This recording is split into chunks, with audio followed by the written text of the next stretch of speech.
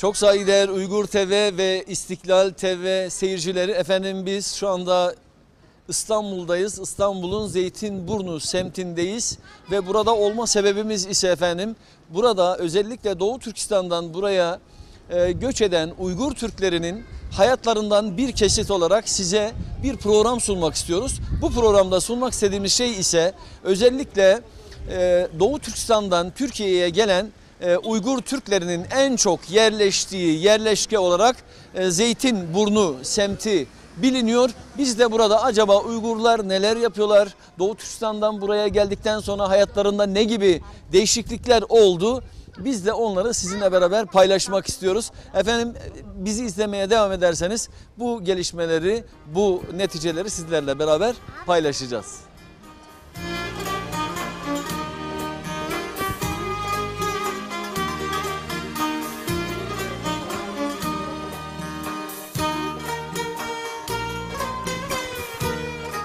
Evet, selamünaleyküm. Efendim kolay gelsin. Hayırlı işler. Kusura bakmayın böyle habersiz geldik. Biz tabii ki Uygur TV ve İstiklal TV ortak yayınıyla buradaki İstanbul'a yerleşen, Türkiye'ye yerleşen Doğu Türkistanlı Uygur kardeşlerimizin işte Türkiye'de neler yaptıklarını, hayata buraya geldikten sonra kendileri için neler kattıklarını, Türkiye'ye nasıl alışıp alışmadıklarını böyle bir program yapıyoruz. Eğer müsaade ederseniz sizinle de küçük bir röportaj yapmak istiyoruz. Peki. Öyleyse kendinizi kısaca tanıtabilir misiniz? Benim adım Mehmet Uygur. 68 doğumluyum. Şu an 19 seneden Türkiye'de yaşıyorum. Peki bu 19 seneyi nasıl tarif edersiniz? Yani 19, daha doğrusu buraya niçin geldiniz? Neden 19 sene önce Türkiye'ye geldiniz? Benim asli mesleğim kuyumcu. Doğu Türkistan'dayken. Kendi ülkemizde yaşama imkanımız olmadı. Çin zulmü altında kaldık. Hicret etmeye, vatanı terk etmeye mecbur kaldık. 97 yılının başında Türkiye'ye gelmiştim. Şundan bugüne dek Türkiye'de yaşıyorum işte. Peki tabii ki kolay değil. Peki Türkiye'yi nasıl buldunuz? Türkiye iyi. Bayağı alıştık. Güzel bir ülke. Peki rahat Başka ne edebiliyor diyelim? musunuz burada? Evet. Yani kendi vatanınız gibi olmasa da.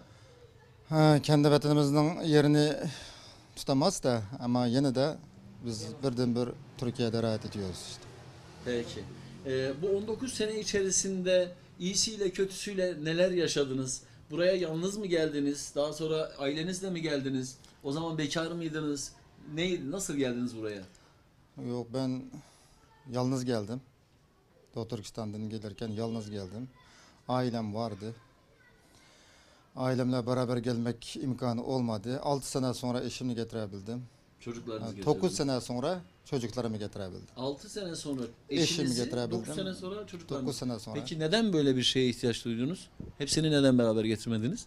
Çünkü eşimi getirmek için 6 sene uğraştık. 6 sene uğraştıktan sonra bir tane pasport alabildik. İllegal yollarla, para zoruyla eşimi getirebildim.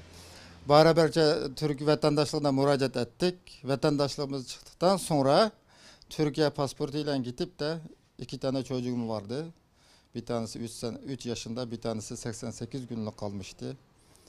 Onlarını getirdik. Böylece 9,5 sene sonra aile bir yere gelebildik. Buna da şükür diyoruz. Şükür ederiz. Peki buradan Uygur TV ekranlarına ve İstiklal TV ekranlarından dünya kamuoyuna neler söylemek istersiniz? Ben ne söyleyeceğiz? Şimdi dünya kamuoyunu Doğu Türkistan'a gelince gözleri kör oldu. Kulakları sağır oldu. Bilmez oldu. Duymaz oldu.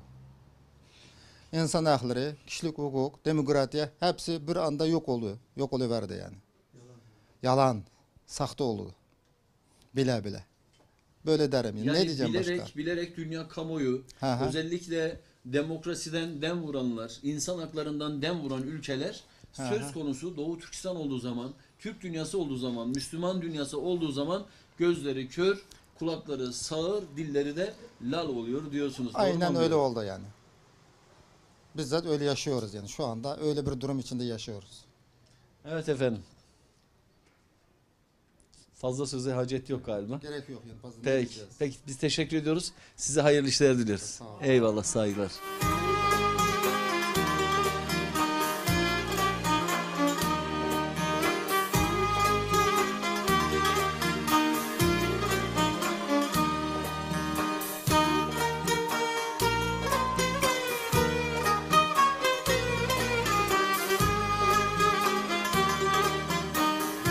Evet efendim, görüyorsunuz Doğu Türkistan Uygur Türkleri buraya kadar gelmişler. Burada gördüğünüz gibi kendi kitaplarını, kendi tarihçeyi hayatlarını, kendi kültürlerini, hatta kendi dillerini burada yaşatmak ve yaşamak için kitaplar basmışlar, kitaplar yayınlamışlar. Ve hatta kendi mizah adamlarını, kendi hayatlarındaki asrın kendileri için Nasreddin hocası dedikleri Hisam Kurban'ın dahi kendi kültürlerindeki Hisam Kurban'ın kitaplarını, fıkralarını böyle yayınlamışlar. Tabii bunlar Türkçe yayınladıkları kitaplar. Tabii burada ayrıyeten tabii ki Uygur Türklerinin kendilerinin yazılarında, yani Osmanlıca dilinde, aslında Uygurlar hala Osmanlıca dilini kullanıyorlar. Harflerini kullanıyorlar daha doğrusu yazı dilinde. Ama Uygurca ifadeleri, kendi lehçelerini kullanıyorlar, kendi dillerini kullanıyorlar. Bunun içinde Uygurca bölümü de var.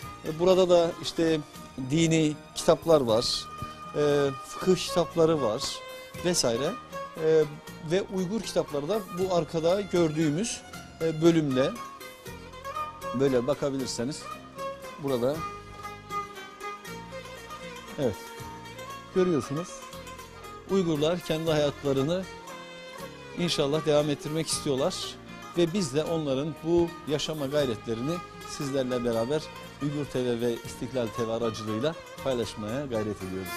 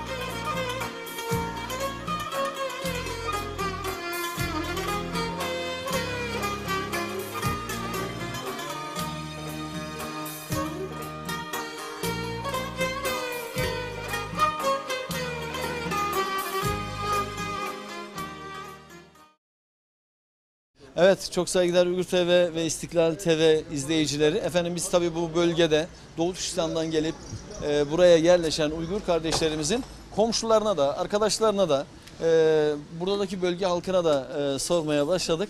Efendim Doğu Türkistan halkını, Uygurları nasıl tanırsınız? Onların komşulukları, arkadaşlıkları hakkında ne düşünüyorsunuz? Arkadaşlıklar, dostluklar iyiler.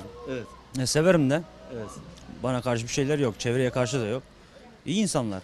İyi insanlar. Evet. Komşularınız var, arkadaşlarınız var, çevreniz var. Var. İyi, peki. Var, iyiler. Peki. Ne söylemek istersiniz onlar hakkında?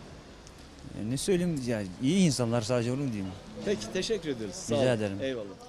Efendim şu anda biz Uygur TV ve İstiklal TV ortak yapımından geliyoruz. Maşallah, hoş geldiniz. Ve Allah razı olsun, teşekkür ediyoruz.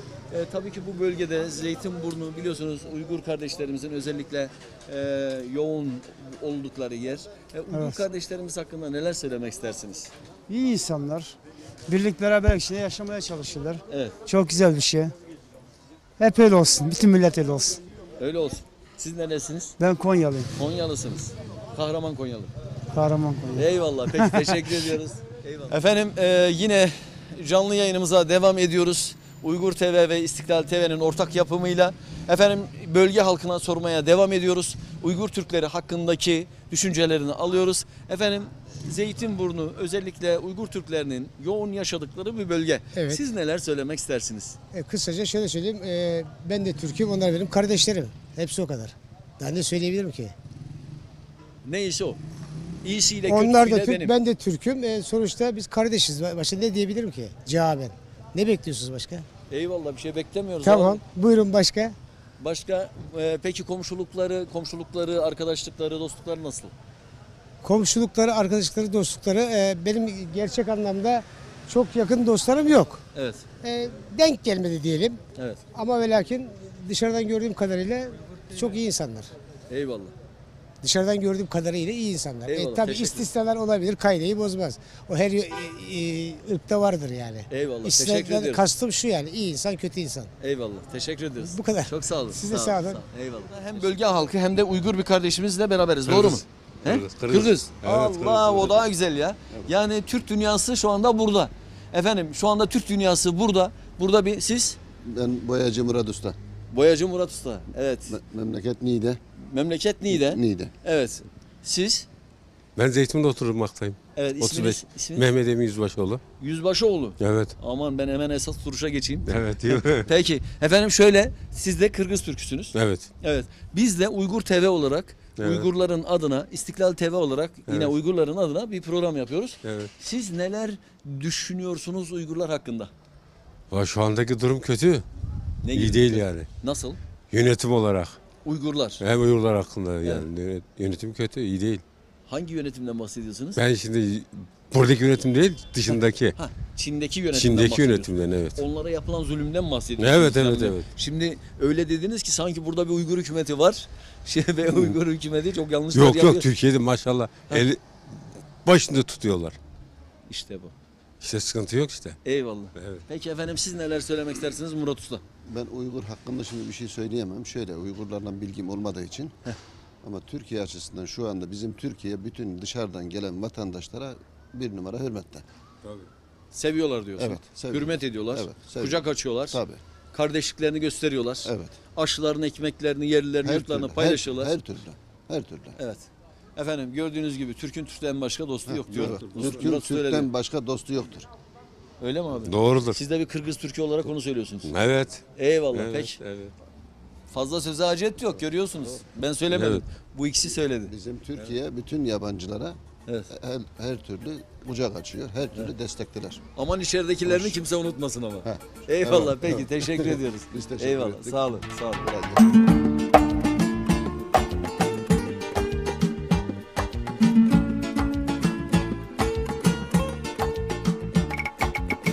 Evet. Efendim burası yine İstanbul'da, Zeytinburnu'nda Uygurların aşhana dedikleri yemekhane yani restoranlar. Bir bakalım nasıl hazırlıkları var.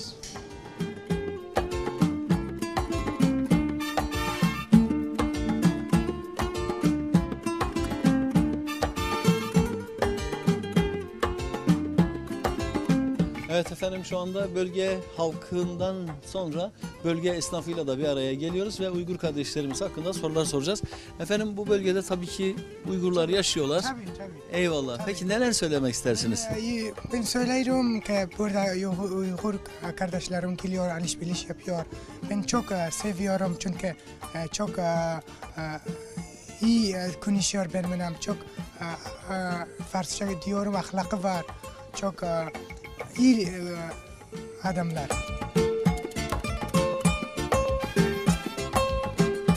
Evet efendim yine bölge halkına sormaya devam ediyoruz. Efendim Uygur Türkleri hakkında neler biliyorsunuz? Doğu Türkistan hakkında neler biliyorsunuz? Şimdi Uygur Türkleri zulüm görüyor. Türkiye'ye sığınıyorlar kardeşlerimiz. Benim zaten mahallemde çok Türkistanlı var, Uygur Türkleri var. Vallahi şimdiye kadar hiçbir sıkıntılarını görmedik. İnşallah da bundan sonra da görmeyeceğiz zaten. Yok yani onlar bizim kardeşlerimiz. Vallahi böyle ne diyeyim yani. Peki efendim teşekkür ediyoruz. Oldu. Çok sağ olun. Oldu hadi. Hoşça kalın. İyi yayınlar. Teşekkürler. Sağ olun. Teşekkürler. Sağ olun.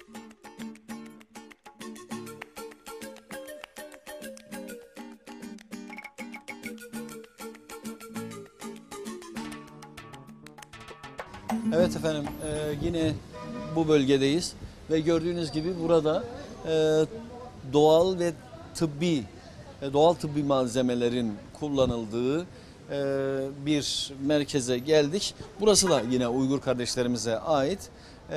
Doğal ilaçların yapıldığı, doğal tedavilerin uygulandığı bir yer. Ve inşallah bu mekanları da sizlere göstermeye çalışacağız. Evet efendim, doğal tıbbi malzemelerin satıldığı, öyle mi efendim? Evet. Bizim özellikle doğal bitkilerden yapılan tedavi yöntemlerinin uygulandığı bir yerdeyiz şu anda. Kendinizi tanıtmak ister misiniz? Tabii ki isterim. Lütfen buyurun. Sağ olun, teşekkür ederiz. Önce sizlere teşekkürümü bildiriyorum çünkü bu TV'ni uzaktan izliyorum. Uygur TV'yi tanıyor Uygur musunuz? TV'ni çok iyi. Evet, İstiklal TV'yi de İstiklal tanıyorsunuz. TV'ni hep ben onu izliyorum. Eyvallah. Bu sırada ona teşekkür etmek istiyorum sizlere. Çok teşekkür ederiz. Bizlerini yakından takip ediyorsunuz, bizlerini tanıtıyorsunuz. Sizden Allah razı olsun. Sizlerden de. Şu an Burada neler yapıyorsunuz? ben normalde kendimi önce bir tanıtayım. Lütfen. Ben memlekette Doğu Türkistan'da okudum. Üniversitede bu bitkisel üzerinde üniversitelerde bizimki. Üniversitelerde okudum. Bu alanda uzmanım aynı anda. Biz normalde nabızdan bakıp da hastalarını tespit ediyoruz. Yani mizacı göre ilaçlarımızda yani bu bitkilerden karışım yaparak yani bir çay olarak. Burada canlı bir şey yapabilir miyiz? Yani bana dokunmanızda sıkıntı var mı? Yani benim nabzıma bakabilir misiniz? Bakabiliriz. Peki o zaman şöyle bir öyle mi? Peki ablamıza biz sizi böldük mü? Yok. Peki. Hayır yani şu anda en azından canlı arkadaşlar böyle bir şeye şahit olabilirler diye söylüyorum.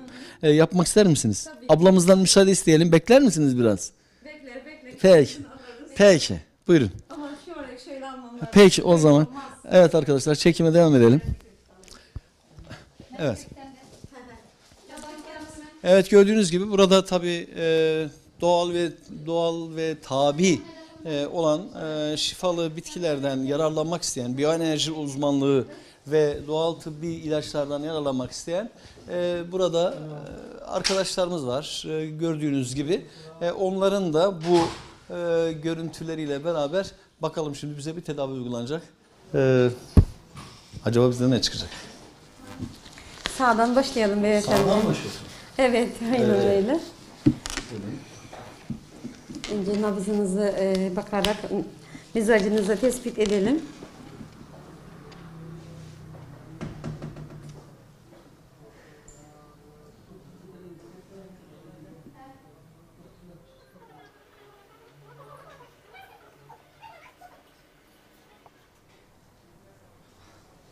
Tamam, bir dilinizi bir uzatabilir misiniz? Dilimi. Lütfen.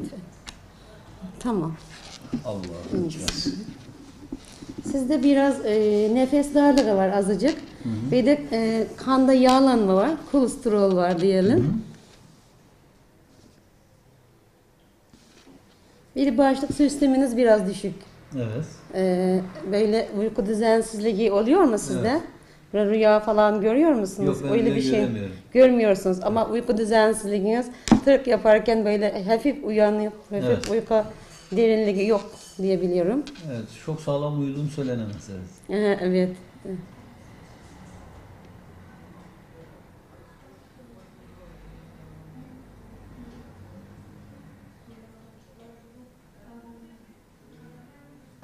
Evet, görüyorsunuz. Buyurun. Şu anda biraz bel ağrısı gibi, kemiklerde biraz eğrime gibi bir durumunuz var.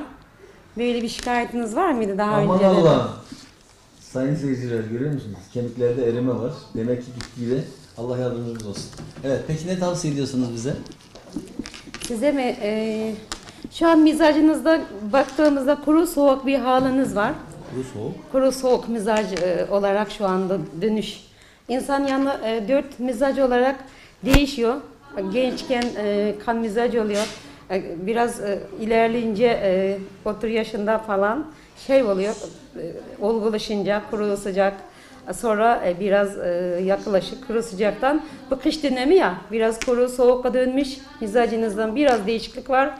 Kemiklerinin mizacında biz Uygur tıbbında kemiklerinin mizacı soğuktur. O yüzden soğuk mizacınız direkt kemiklerini etkilemiştir şu anda. Öyle durumdayız. O yüzden siz soğuk algınlığınız var diyebiliriz. Bunun için önce kalsiyum öneriyorum. Yani kalsiyum derken yani süt ürünlerden, yoğurtlardan değil.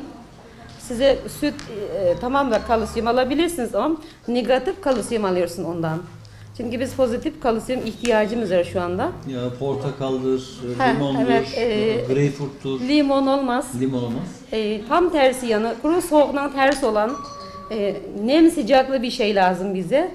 Yani ona göre mesela sıcak olarak ceviz kuru sıcak gelir. Biraz badem katarsınız. O zaman dengeni sağlayacağız. Micaz derken yani vücuttaki şeylerimizin dengemizi sağlayıp yemek demek yani. Her zaman biz mizacımızın dengeni sağlayınca biz daha sağlıklı beslenebiliriz. Ortası kapatalım.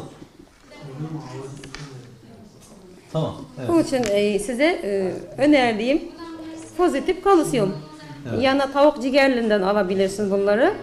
Bir de şeyden alabilirsiniz, cevizlerden, nardan alabilirsiniz. Nar da çok güzel demir olan bir şey. Bunun da kalsiyuma katkısı sağlar. Bir Yani de kan demir.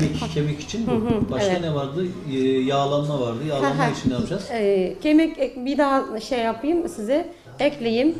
Bu hamsi balıklar var ya, onun balıkının etini çıkartıp da onun kemiğini ona yiyebiliriz. Sadece doğal olarak. kemiğini yiyin. O da kalsiyum olarak Eyvallah. alabilirsiniz. Evet. Evet efendim yine Türkiye'ye yerleşmiş bir Uygur kardeşimizle beraberiz. İsminizi öğrenebilir miyim? İsmim Fahrettin. Fahrettin. Evet. Fahrettin'cim güzel kardeşim ne zamandır buradasın? Ben şu an 2,5 sene oldu yani buradayım. 2,5 senedir buradasın. Evet. Türkçeyi önceden öğrenmiş miydin? Hayır yani buraya geldim ondan sonra öğrendim yani. Çok güzel maşallah. Peki nasıl Türkiye nasıl? Türkiye güzel. Rahatsın burada. Evet çok rahatız burada. Peki alışmakta güçlük çektin mi? İşte Türkiye'ye buradaki Türk kardeşlerinle nasılsınız? Türk kardeşlerden çok iyi gidiyoruz yani. Bir problem yok. Hayır problem yok. Peki çalışabiliyor musun burada? Evet çalışıyorum. Şu an dükkan açıyorum. Maşallah Evet. çok güzel. Ne dükkanı? Yani bilgisayar, telefon, tamir öyle. Peki önceden tamir yapabiliyor muydun? Yani bu işi öğrendin mi? Evet tamir şeyler arkadaşım yapıyor yani onunla beraber açtık yani ortakız. Ben bilgisayar program şeylerini yapıyorum. Ha, sen programcısın, o tamirci. Evet öyle. Peki kolay gelsin. Sağ olun. Eyvallah. Sağ olun. Teşekkür ederim. Efendim kolay gelsin. Sağ olun. Bereketli olsun.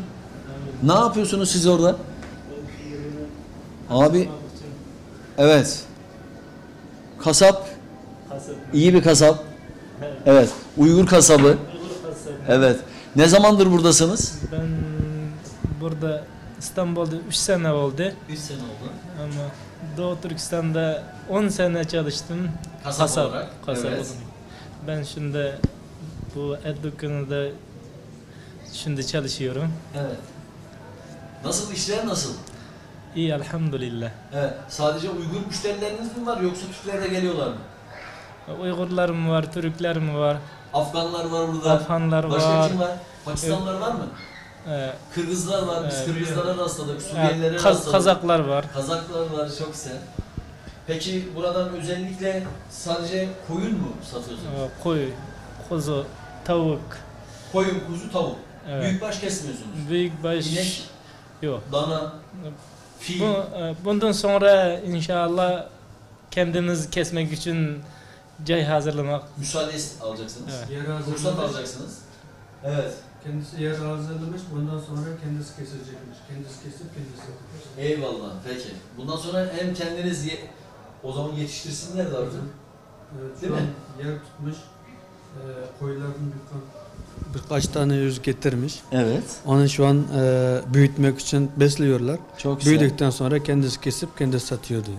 Yani Öyle diyorsun koyunlar artık bundan sonra koyun da yetiştireceksiniz. Evet. Onlar tabii yavruları olacak, kuzuları olacak. Evet. Onları büyüteceksiniz. Evet. Yani bu işin çiftliğinden son müşteriye et olarak gidişine kadar hepsini kendiniz yapacaksınız. Evet. İyi o zaman size kolay gelsin. Sağ olun. Peki işiniz rast gitsin. Evet efendim mata, Uygurca mata. Bizce bu ne olabilir? Bal var, hurma şirnisi var. Bal var. Üzüm şirnisi var. Kurma şurubu var. Üzüm şurubu var. Evet. Yani bizde küme dediğimiz işte incirin yapıldığı şekilde küme dediğimiz bir tatlı sana da vereyim mi? Olur. Buyur bismillah. Evet. Peki önce ama onu yemeden önce seni bir tanıyalım. Adım Muttalip. Muttalip. Ne Uygur. yapıyorsun Muttalip burada?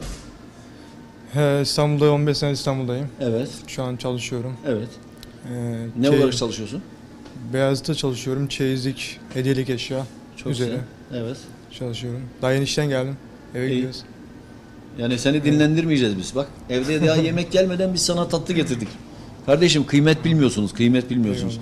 Uygur TV'de İstiklal TV'yi nasıl takip ediyor musunuz? Takip etmeye çalışıyoruz. Allah seni affetsin. Ne demek çalışıyoruz? Niye izlemiyorsun kardeşim? Yani bu kadar insan burada emek veriyor değil mi? İstiklal TV işte kendisini tanıtmaya çalışıyor, Doğu Türkistan'ı tanıtmaya çalışıyor. Uygur TV kendisini tanıtmaya çalışıyor, Doğu Türkistan'ı tanıtmaya çalışıyor. Orada yaşananları anlatmaya çalışıyor. Yani bir tatlı verdik ama zehir ettik değil mi? Yok Allah razı olsun. Biraz öyle oldu he? Allah razı olsun. Peki afiyet olsun. Beraber Efendim biz sokakta dolaşmaya devam edeceğiz.